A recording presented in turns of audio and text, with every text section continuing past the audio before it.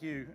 And thank you, Reed Corporate, for giving me the afternoon session when all your bellies are full of food. And I'll be looking out for anyone who tends to nod off.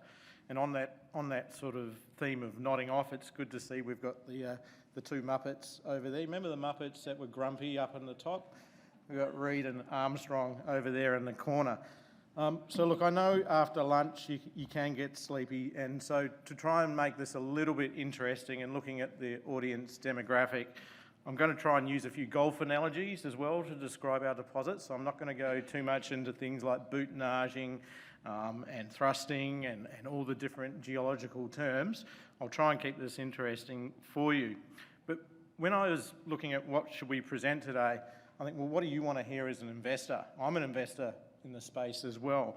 And generally what I want to know is, well, what have you got? Where is it? Why is it good? Can you get it out? What are the risks and when's the timing? And so that's hopefully the message that I'll get through to you today successfully. So when I talk about a highly investable funded modern nickel company, if you have a look at our shareholder register, which has changed over the last 2.5 years, we have one of Australia's largest global resource funds who recently went substantial on us. We have Australia's second richest person as our largest shareholder in Wyloo Metals, which is ultimately Andrew Forrest. And we also have Australia's largest independent nickel producer, IGO, as our second largest shareholder. So a very interesting shareholder mix, but you can also see there that we've got $110 million in cash, pro forma cash, when we recently completed an equity raise, so we are funded. And we also have available a $30 million debt facility through BNP Paribas, and that debt facility is funded at about 3% interest rate, which goes to the quality of our deposit.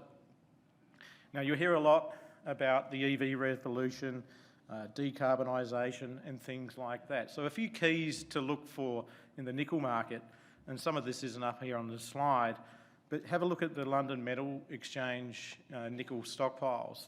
In the last quarter, they've fallen 32%. The amount of nickel in stockpile at the moment is less than 1 month's demand. And so there's an indicator of how much nickel is being used. And also have a think about, everyone knows about the Tesla motor vehicle, and for those out there who don't understand how much nickel is in a battery, there's 50 kilos of nickel in a Tesla battery. And having been involved in a lithium company as a director before, where we cut a deal with Tesla, was the first offtake deal that Tesla ever did in the commodity space for lithium hydroxide. The most interesting aspect from a nickel perspective, the person who was running that, the global procurement head for Tesla, was an ex-nickel executive. And their concern was nickel, and we've recently seen that come through with them signing an offtake with BHP Nickel West. But basically, when you look at that graph, look at the blue bits. The blue bits show how much nickel is going to be required in batteries going forward. We should never, ever forget about ESG and sustainability. And it's not, it's good business to do things right, but you also have a look at who funds you today. So when we went through bank financing, normally the first department that you go to in a bank is called credit, or quite often called the deal prevention department within a bank. But before now it gets to a bank, it actually has to go through ESG approval. So credit will not look at a resource project financing unless you have an ESG tick-off, which MINCOR has. We spend most of our money in Western Australia. We have a low footprint, the least carbon intensive to ultimately produce nickel sulfate for electric vehicle batteries. Safety is exceptionally important. It's probably the thing that keeps me awake at night, not because I don't have confidence in our team, but it's the last thing you want to do is have a serious incident at site. At MINCOR, we are 6 years without an LTI, or a lost time injury, for those who don't know what that means. In terms of recent news flow, we completed a $66 million placement A 30 million cornerstone investor came into that. They actually wanted 60, and we cut them back to 30. We opened the raising at 7:30. It was full at 7:45 in the morning. The SPP, we warned our investors to put your money in quickly. It was closed within 1 week. So we got great support. And why did we raise that money? We're building a new camp for our facilities, which I'll touch upon, but we're also going to have much less debt and a much easier style of debt than project finance. The camp, which I'm going to talk about shortly and putting it into perspective, that we're going to build at Casini. Casini is a brand new discovery, and I'll touch upon that very shortly, but it's important for our people, given the tightness in labour supply, the boom in the goldfields. There used to be camps available, they're now full. We're going to be building our own camp for our own people. The message that you take away from here is that we're putting in long-term infrastructure that's built for 20 years plus, and we've only yet starting out with a 5-year mine life, but that's because we just stopped drilling, and I'll talk about that as well. So when you talk about an area and a world-class nickel address, this is like the Peppermint Grove of nickel. So using my first golf analogy, it's like that you're playing in Augusta and St Andrews at the same time. 1.8 million tonnes of nickel has come out of this region. We hold the best of it. Casini is a discovery that you can see in the south, which is the Widgie-Miltha Dome. We happen to be right next to the east-west highway. So a couple of those COVID truck drivers managed to stop at Widgie-Miltha just recently, which wasn't much fun for our people, but fortunately we missed them. But we also have the power line, the rail line, the water pipeline, and up in Kambalda, in the top part of that map, half of our operations are a driver and 6 iron away from the nickel concentrator. Or if you're Don Inglis out there, it's probably a shank and another shank followed by a driver and basically picking up your ball. And Don will get me back at the next session, which he chairs. Anyway, moving on. The important thing is we're right next to infrastructure, okay? And we're a high-grade nickel company. We're talking north of 3% nickel. The average grade for nickel in the world is 1%. Just a couple of happy snaps of what we're doing there underground, and also some recent exploration news flow, which I'm going to talk about quickly. So what we've done in building MINCOR, half of our nickel, and we're building up to a 16,000 tonne nickel producer, and that's nickel in concentrate. We consolidated the Kambalda Dome. The image that you see up the top there is basically a 4-kilometre window where about 800,000 tonnes came out. But it's always had 2 different owners until MINCOR came along. On the left-hand side, we used to call it North Korea, which was IGO. And on the south side, on the other side, was South Korea, which was MINCOR. And they actually looked to get together many times, well before my time, well before Peter Bradford's time, to explore in between. And they can never get agreement. We've nearly connected those 2 ore bodies with an incline underground, and which will form part of our operations. But the great thing is we get to drill. So just think of that. You've got a 4-kilometre space, and 1 kilometre of it has not been drilled for nickel. And guess what? 3 out of the first holes hit massive sulfides. We then hit 8.1 metres at 4.2% nickel. You know, that's like starting off your round birdie, birdie, eagle.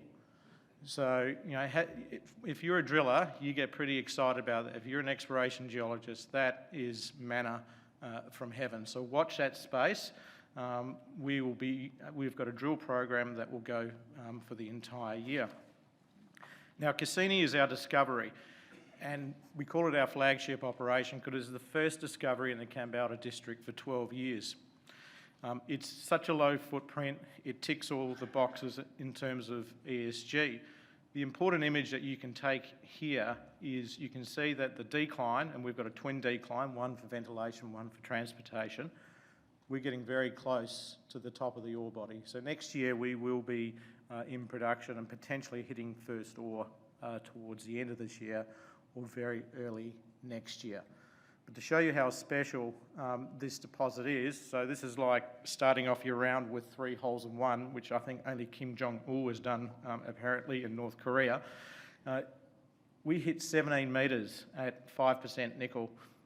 There's other intersections there of 7 metres at 11.5% nickel.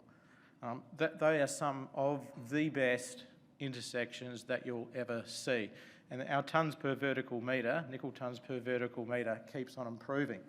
There's not too many komatiite lava channels that stop in a straight line. We've just stopped drilling. Okay, we will drill this from underground. So in the previous slide, if this works, it probably won't. In the previous slide, there are little dashes in the decline. We'll be drilling from underground at depth in the gap that you can see there, but also to the north as well. So one of what's been really exciting for us, this is 17 kilometres northwest of Casini. We interpreted a 3.5 kilometre channel, and so we thought we were going to put down a few drill holes to test that channel. In channel structures sit potential nickel sulphide deposits in Kambalda.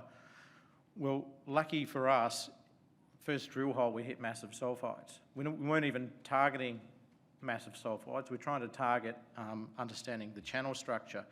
Every hole has hit massive sulphides, up to 7% nickel. So this is an emerging prospect. It's so emerging that we've actually named it. We used to be called Location 1, which is not exactly a very inventive name, but that's sometimes geologists aren't that inventive. And so we actually named it after our General Manager of Exploration, Rob Hartley, who won with his team AMEC Prospector of the Year last year for the Casini discovery. If you're going to put your name to a deposit as the General Manager of Exploration, you obviously have a pretty good idea or are pretty confident about what you're going to find. So that is a space to watch. This is a brand new, again, greenfields target, and this is MINCOR's history. Our history is that we find deposits. So I want to talk also then about strategic advantage and where we sit in the nickel space. If you read the news at the moment, there's a lot of activity and potential M&A going on in the nickel sector. Some call it the nickel Game of Thrones. MINCOR really sits there as Switzerland, as the United Nations, as a peacekeeper. We are particularly important to BHP. We've signed an agreement with them where we get to use their nickel concentrator, and we then sell them nickel concentrate. It is the sweetest concentrate for the Kalgoorlie nickel smelter, and in fact what the smelter was designed on. It has the attributes that BHP need. But have a think about where we sit. We've got Wyloo as our largest shareholder having a fight with BHP in Canada for a nickel asset. We've got IGO, our second largest shareholder, having a ping at Western Areas, potentially, if you read the press, and Wyloo, our largest shareholder, potentially blocking that if you read the press. So this is what I mean. It's a bit of a spaghetti junction here. But what's critical is that BHP need our nickel.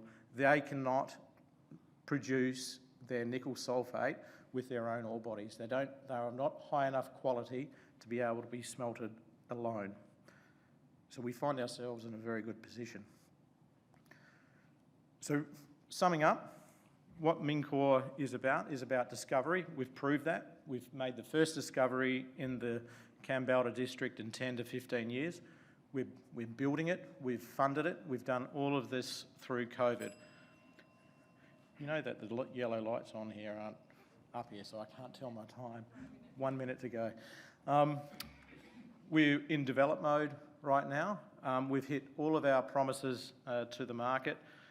We plan on delivering first concentrate next year, but we're also back into the beginning of the cycle where we're in discovery mode as well. We are funded for exploration through to December 2022. We've had great support from our shareholders. Each raise that we have done over the last 2.5 years has been at a substantially higher price. So hopefully I've given you a few key messages, a little bit of poor golf humour, but hopefully you get the idea of what we mean. We think we're on something pretty special here, and we are the only nickel development company presenting at RRS. We're the only Australian nickel story here, and that's because finding nickel is particularly difficult. Thank you.